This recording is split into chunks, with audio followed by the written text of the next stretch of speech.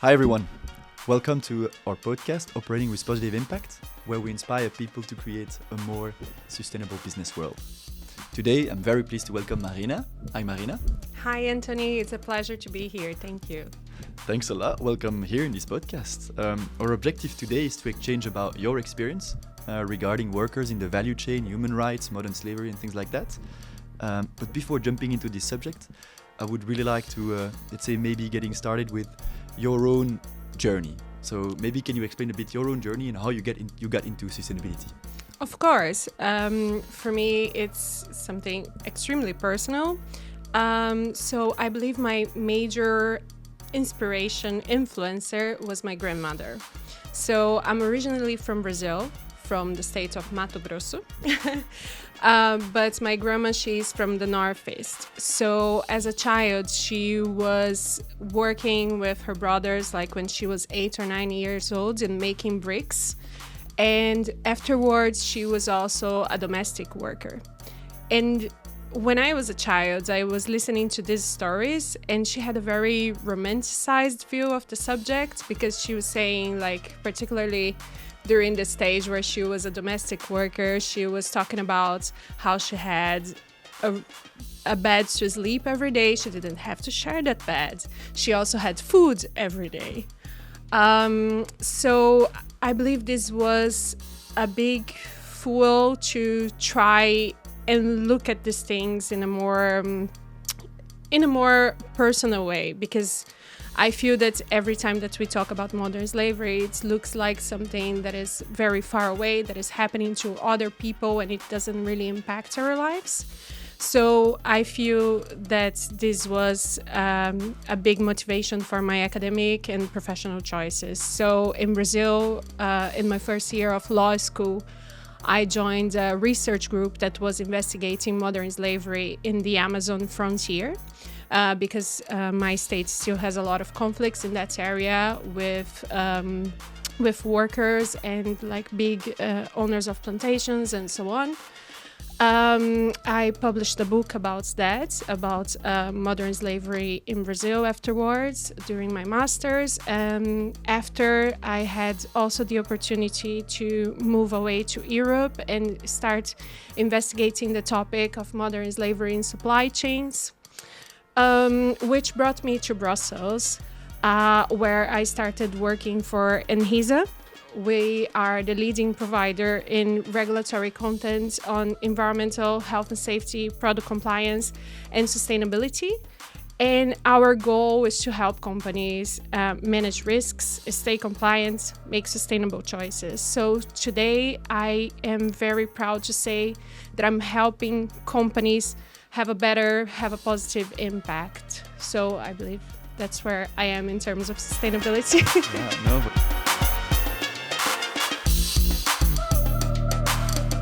But that's great. I mean, it's a story that is very much, deep from your roots, and I think that's great. That means that you're really working on something that is aligned with your values, and I mean, it's amazing. Maybe to help a bit our audience also understand it, Yes. How would you define, or what do you mean with modern slavery today, for example? What is that exactly? What is that concept? So I think that's a very important question, because I still feel that people have the tendency to think about slavery, particularly in my country, as we have 400 years almost of colonial slavery. You always think about ownership of someone that owns another person, and that person is carrying out work for them, maybe in shackles and so on. That there is a lot of issues in terms of the physical freedom of the person, which is not the case nowadays. There is no definition of modern slavery per se, but most authors refer to coercion. And one of the authors that I think it's really important to refer to is Professor Kevin Bales. And he says that there are 3 really important aspects to modern slavery, and one of them is control. So there is a complete coercion of the person that is subject to it. The other is hard labor with no wage or no proper wage, which is also a way of controlling the person. And finally, you always have the economic exploitation, which is also a very important point and a big, I believe it's one of the big difference that we can highlight also when you think about the old modern slavery to the old slavery compared to modern slavery is that before a slave was an investment from the owner, from the slaveholder. There was a high cost involved. They were willing to keep that slave, that worker for a very long time period, and there was an investment. Nowadays, it's completely the opposite. As it's a crisis related to poverty, to inequality, and so on, you have a lot of people that are desperate and willing to work for almost nothing.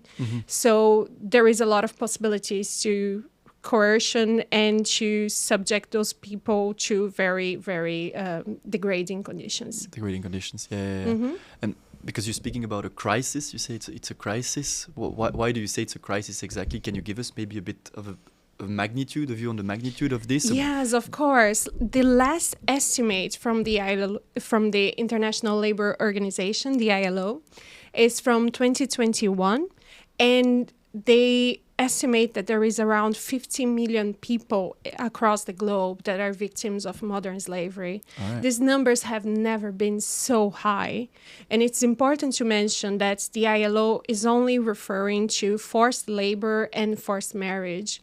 So I think it's also important to highlight that this is happening across the globe. So it's not something that's only underdeveloped countries are facing these situations of exploitations, or that this is happening like in your supply chains very far away. No, it's everywhere, including here in Europe. We also see a lot of cases of modern slavery. Like the other day, I was reading about a tomato picker in Italy that he was left on the roads without medical assistance and so on.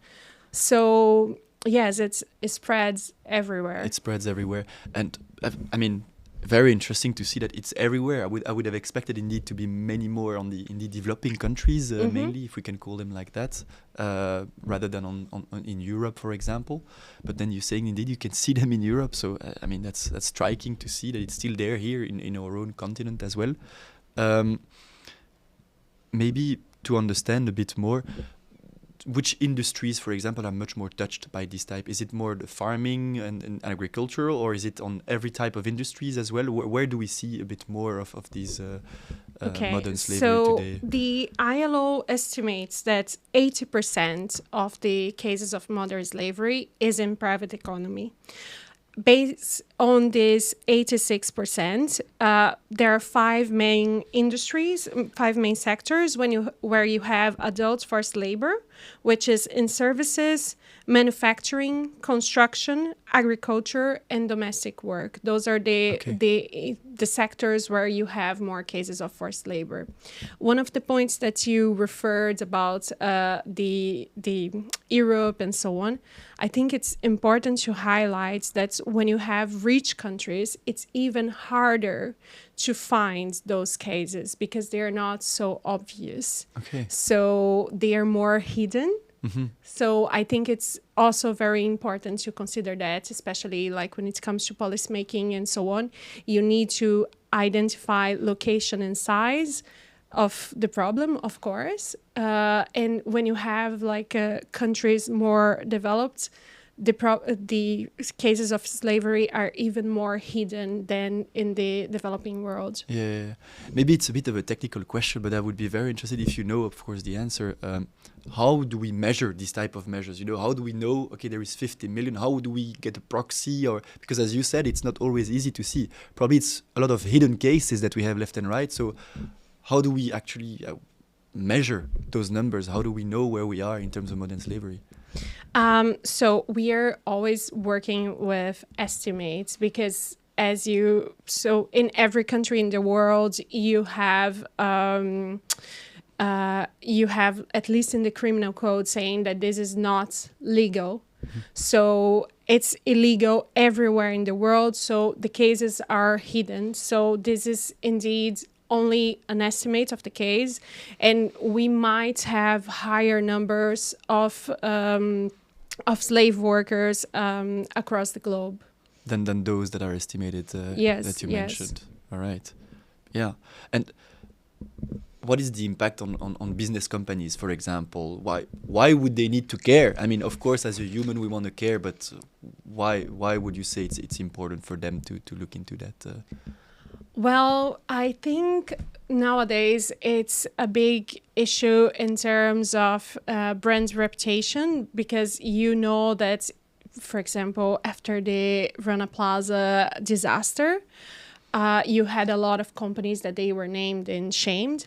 And I feel that particularly in the past years after COVID crisis, that you have a big deterioration in working conditions and so on. There is a big movement in terms of regulatory frameworks that are trying to address that. Also, investors are requiring more work from companies, and even consumers are becoming more aware of their choices and so on, and putting more pressure on companies.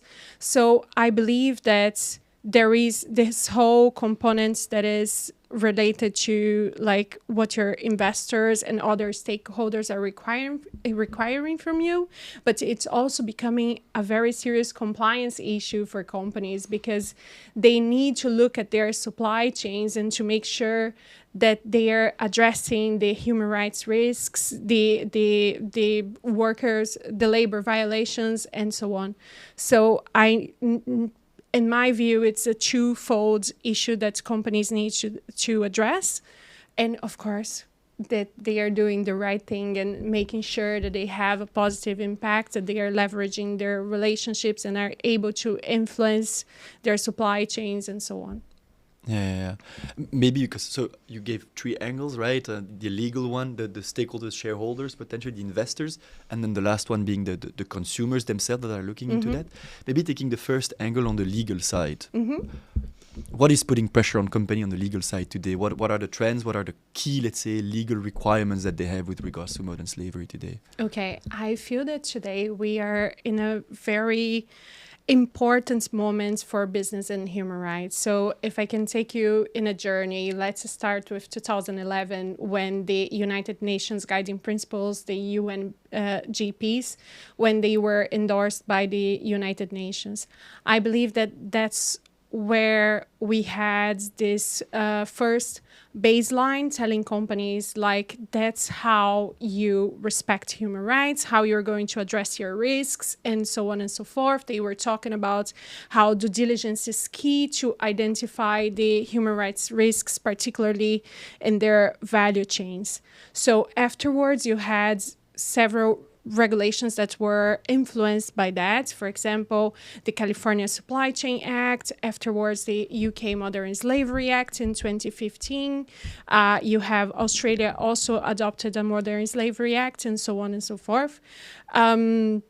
So these regulations were really requiring companies to adopt due diligence measures in their supply chains to verify, report what they were doing.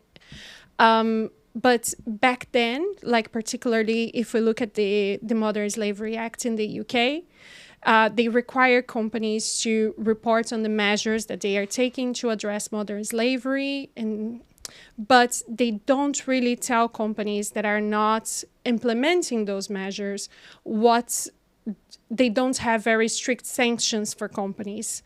So after the whole COVID pandemic, there is a higher attention in the S of the environmental, social, and governance, S issues of sustainability measures. And you can see this shift that the regulations now addressing forced labor issues and human rights due diligence, they have stricter sanctions. So companies are subject, for example, now in the EU is discussing a proposal for bans of products made with forced labor. The US already has this regulation similar to that from a few years ago. But in this case, if the products that companies are trying to import to the EU, they are found to be tainted with modern slavery, they will have a complete ban. So you are not able to access a market, which is really important to discuss now, because companies will really need to look at their supply chains.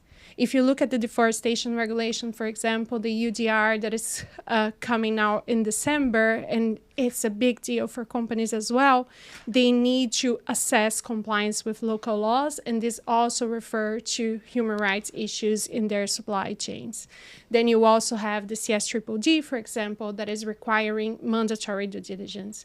So these issues related to business and human rights, and also tackling slavery, they are getting, in this compliance context, companies are now subject to more stricter sanctions, including fines. In some cases, they won't have access. They won't be able to access public procurement.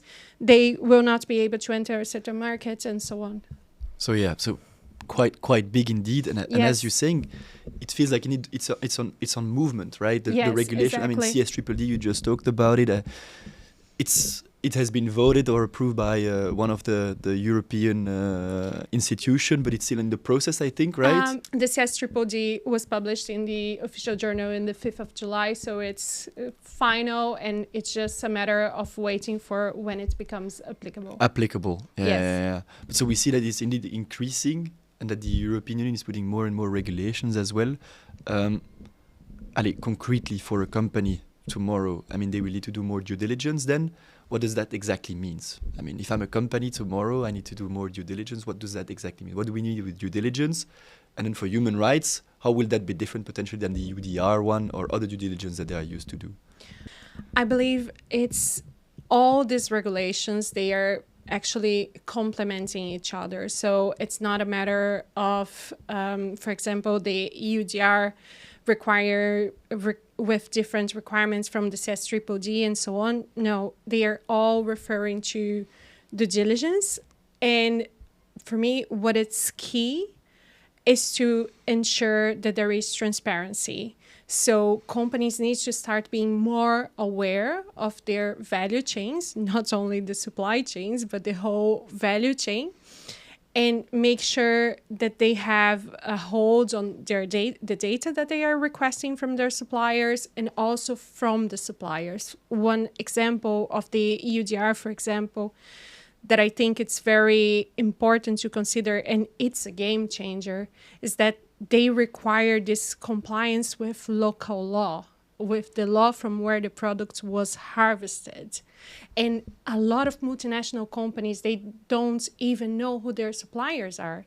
And I'm not saying that this is an easy exercise. On the contrary, it's especially if you have complex products such as electronic products, it's really hard to even identify, because you have various components that will be part of your products. In some cases, they are only available in a specific area of the globe.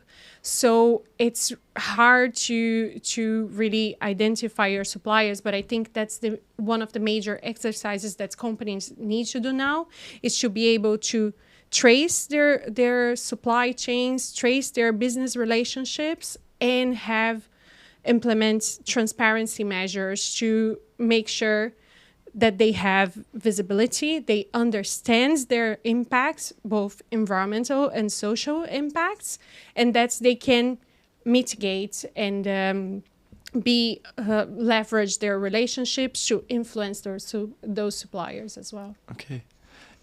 If you were a leader in one of these companies today, and you're hearing this podcast and you're like, okay, but I don't know, I have no idea where to start. Do I have human rights issue in my value chain? Should I do something? What would you do?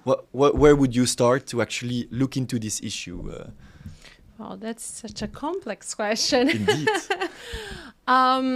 Well, as a lawyer, I believe I would start with the baseline that, in my view, is compliance.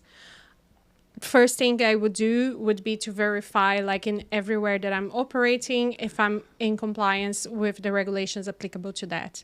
After that, I would do a materiality assessment to identify like what are the main risks that I'm facing, because in the end of the day, you can't try to hug the whole world. You need to verify where your major risks are to start addressing them.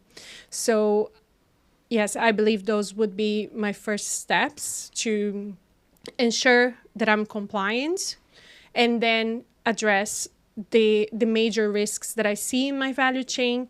Also, one of the things that I feel that companies need to get better today is to coming together with their competitors and so on, because companies, they need to understand that they have a lot of leverage in terms of their suppliers, particularly if they come together. So I think it's a very important point that needs to be explored more by businesses, that coming together, they have more power to change things, and to, because if your supplier cannot sell it to you, cannot sell it to your competitor, they will have to start doing some serious assessments of the types of labor standards that they are implementing and so on. You need to find that point in the supply chain, that influencer that will be able to implement meaningful change in a way that will sort of cascade. Yeah. So I don't know if I'm being an optimistic here, but I believe that those would be some of the actions I would try to implement. And I think the collaboration elements can also play. I mean, because it avoids that each company has to invest in some way, right? To discuss with their suppliers. So there is also potentially a cost and financial benefit linked with that as well. Of course. That can also play a big role as well. So very interesting. Very interesting. So you said, okay, let's start with indeed the view on where we are, right? Where the risks are. Now I've identified some of those risks, for example, and I know in my value chain there lies my biggest risk in terms of human rights. What do I do with that specifically? Do I plan it? Because I was thinking back about the example about Bangladesh, indeed, that building that collapsed, right? Yes. I was actually listening to a podcast not long ago about it, and what they were saying is that due diligence happened. A lot of the companies that were hiring those suppliers from whom the workers were coming from, they actually due diligence. They even went on site. They looked at the machineries and make sure that it was safe, but nobody looked at actually the buildings where the workers were living. And even more, they were saying that typically the people who are doing those due diligence or going there even to check and to do controls, they're not civil engineers, for example. So how would they been able to know that there were problems of the structure of the building, for example? So apparently there are practical sometimes issues with regards to checking these elements, because it requires to check a lot of different subjects. So I don't know how you see that, and if you've seen also a couple of other examples maybe similar. Okay.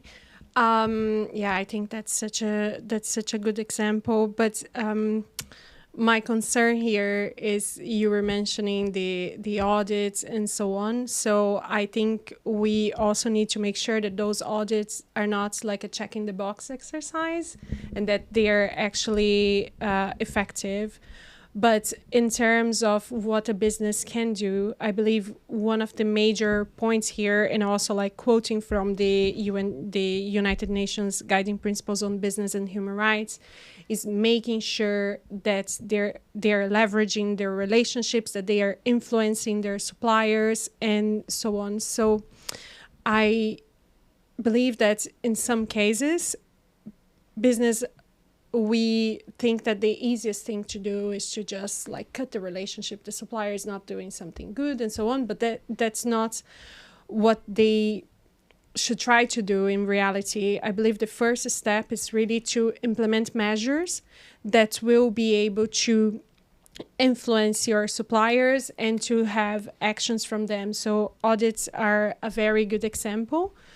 But also like trying to put business conducts and business code of conducts, and really try to set the bar higher. Training, education.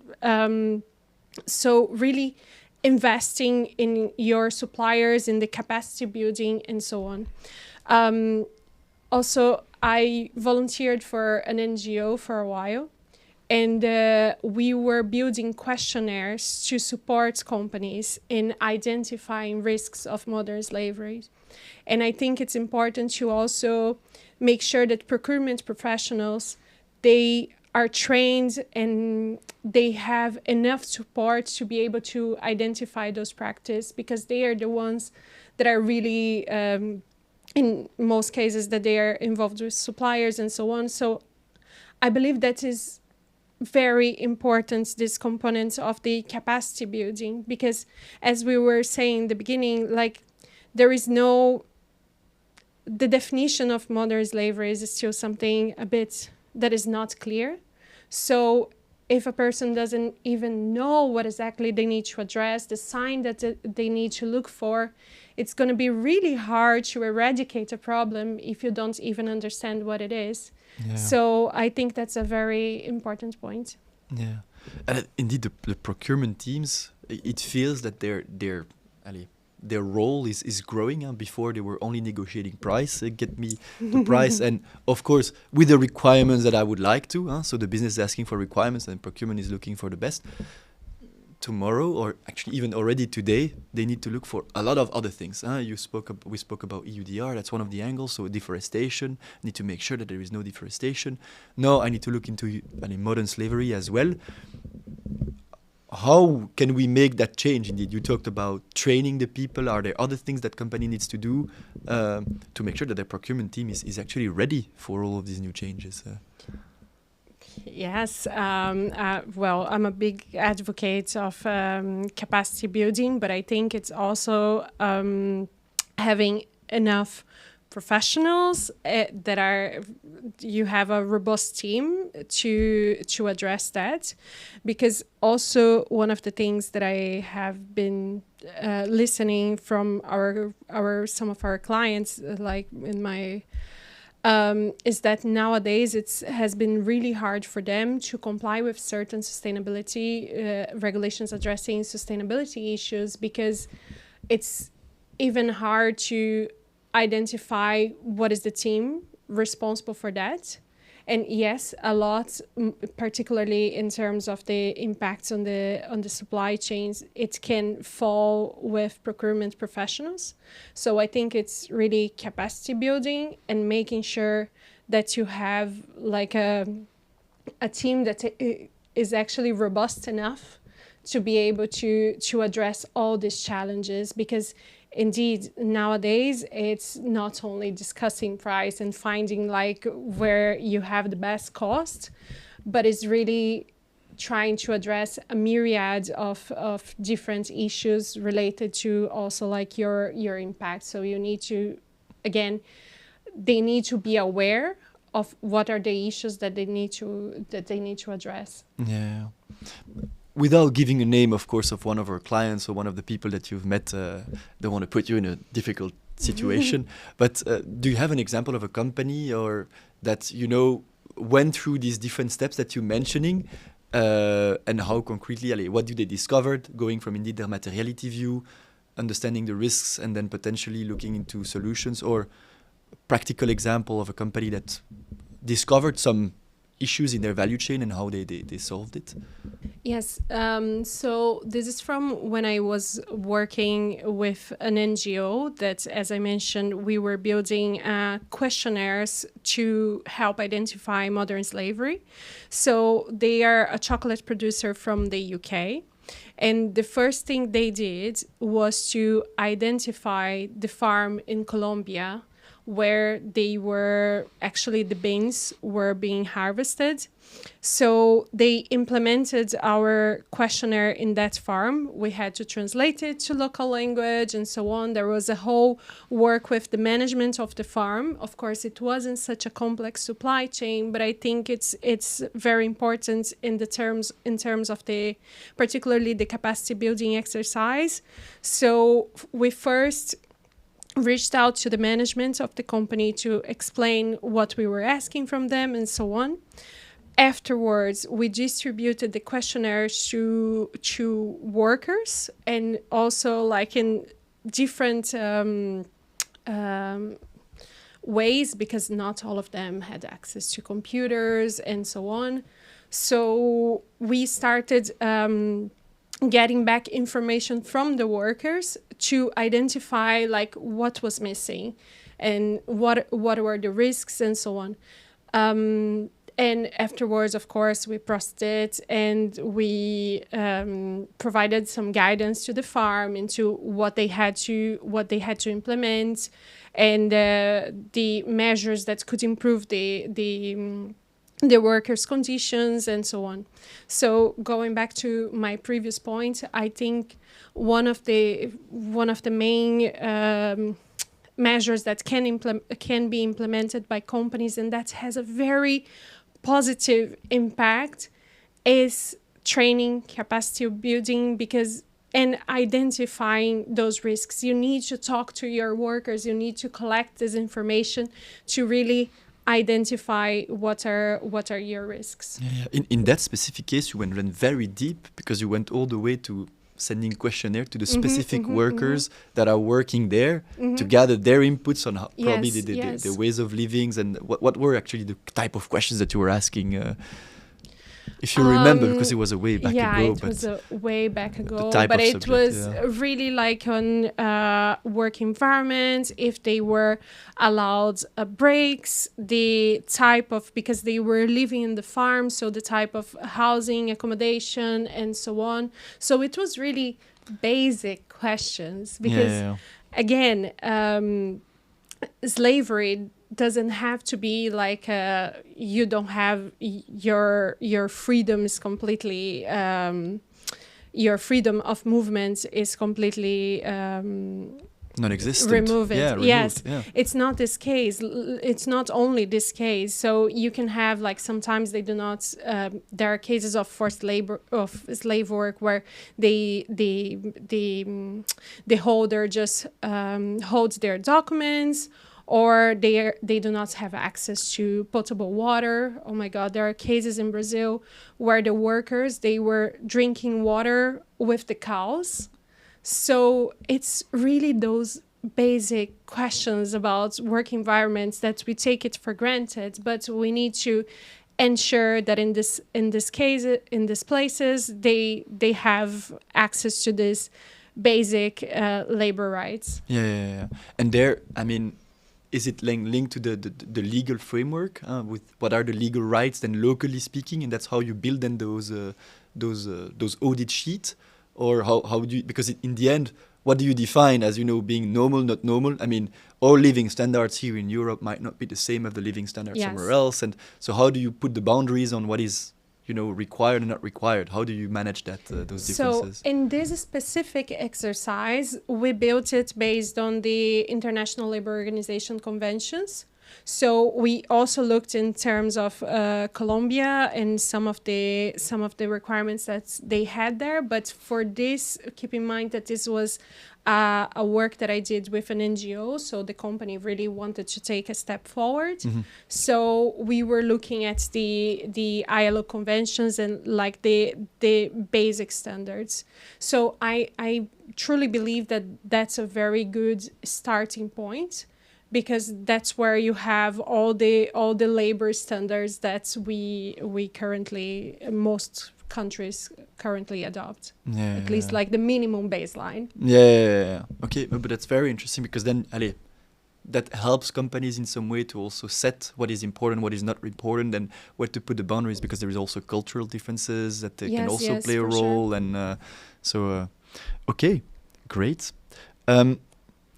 because we're getting towards the end of this conversation. Thanks a lot already for all what you shared. I'd like to ask you if you would like to say something, or if there is something that we haven't touched in this conversation where you say, okay, this I did not have the opportunity, but I would really like to share. Is there something else that you would like to share on this podcast? Well, I believe the major thing is to understand that we as consumers, as well as people, we also have a part to play. So it's not only about what the state is doing, what the companies are doing, and so on. We are all part of this link. Consumers are the final point of the chain. And if we can be more aware, make more sustainable choices, and really we require from companies that they are implementing better measures, we have a really potential to impact them. There are a lot of research about Generation Z particularly, and how they are choosing like more sustainable products, how they're more aligned with those discussions and so on. So I think it's also our role on our daily basis to also be more mindful of all these issues and try to make better choices. Nowadays we have the highest numbers of slavery across the globe. But I think we also have an opportunity to change it. We have the SDG number 8 that is about working conditions, and it sets very optimistic goals. We are supposed to eradicate child labor by next year and forced labor by 2030. So I believe we have very optimistic goals, and we need to work towards that. Yeah. And as a consumer, if I want to buy something or whatever, where would you look, right, to get that type of information? Is it a good choice or a bad choice? Do you have any tips? Well, today you have a lot of websites that they are rating companies. I can't remember the name of the one that I usually use, but as a personal example, I have there is a chocolatier, a Dutch chocolatier, that they have a very strong position in combating child labor in their supply chains. And I follow really closely their LinkedIn activity and so on, just to understand what they are doing. So every time I buy chocolates, I prefer to buy from them because yes. But indeed, you have a lot of companies that are out there that they are rating other companies, and I think it's always good to research on that and to check, like, there are some NGOs that are focused on combating slavery, and you will find a lot of information. Also, like the Business and Human Rights Research Center has lots of material on that. So because taking the other angle of the thing is, then okay, consumers will look into this type of webpage. If I am a company that is doing then good work, for example, that is very much like you said, that chocolate company in the Netherlands that everybody knows the name, but I mean, it's also about communication. Then how can I be visible? Because I mean, for example, that specific company, the chocolate on average is maybe more expensive than other brands that are cheaper potentially. How do you value that premium towards your customers, and their visibility? So I think it's also very important to understand for companies where they need to be visible and where then the consumers are going to look for that type of information. Is it a good or a bad company? So those rating companies is like one of the important aspects of then looking into for companies as well, to be visible on how good they are, if they are doing a good job, let's say, in their human rights, in their value chain. So thanks a lot for that. Thank you for the opportunity. Maybe because we're getting indeed to the end, I would like to ask you around maybe a personal conclusion. So looking at all your journey and where you started from and what you have done so far, what would you tell your younger self, right? If you would have to meet her, let's say, at the start of her journey towards these human rights things.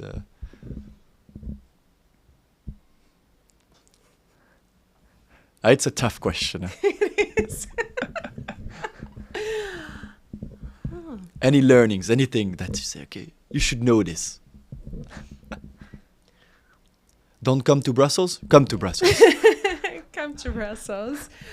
I think I would definitely say follow your passion. Like, you can do good even if it's like small steps. Believe that you can work towards change. So don't really focus on that. That's already a powerful message, I think. It feels that that's what you have done. Really follow your own path and your heart. So that's great. And then one last one as well. Not a message for your younger self, but if you could leave one message in every boardroom, in every company, what would that message be?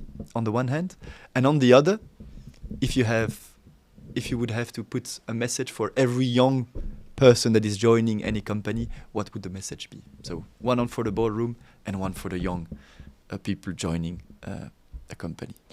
For the boardroom, I would say that really take into consideration all the stakeholders that are impacted by your activities. That's a very important, serious exercise. It goes beyond your investors. You need to also, like, of course, your workers are your first priorities, but you also need to consider all the other business relationships that you have and all the communities and like people that are affected by your operations, by the products that you're placing on the market.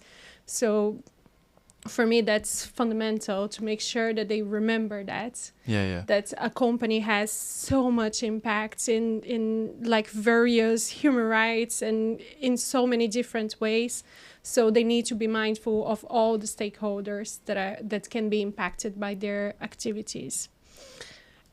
And for young people, I would say that make your employers accountable, ask them the difficult questions, try to spread the words. Again, it's small actions. They really count. If you're doing something in your community, if you are volunteering some of your time, you can help. So ensure that also your employer is sharing your values and spread your words, spread your truth. All right, dare to challenge your employer. That's a daring one. That's a daring one. Yeah. Okay, we will make sure we put those two wherever we go. That's perfect. Thanks a lot for this conversation. I think it was extremely insightful. We went through a lot of different elements, but always linking with workers in the value chain and the different stakeholders in the value chain, and a lot about modern slavery and human rights in the value chains. We talked about how companies actually can be impacted by all these legal compliance framework, but also the fact that investors and customers are looking into that. That is extremely important for them then to look into this subject. And the how to look into this, we talked about in that double materiality as being a first step to understand where the issue can be, and then all the way to, in the end, implementing things and concrete stuff like the audit specifically that you can do, where we saw that indeed the differences in culture, etc., that can play a bit of a role as well in how you define all of these. But I hope that this podcast will help companies indeed take that matter and that we can see those numbers that you mentioned, which are unbelievable. I think 50 million, you said? 50 million. 50 million. I think that numbers will remain in my mind for a long, long time. And I hope it's one person in every 150. Yeah. We hope that we can see this number decrease, let's say, in the coming years. So thanks a lot for that. Thank you for the opportunity. All right.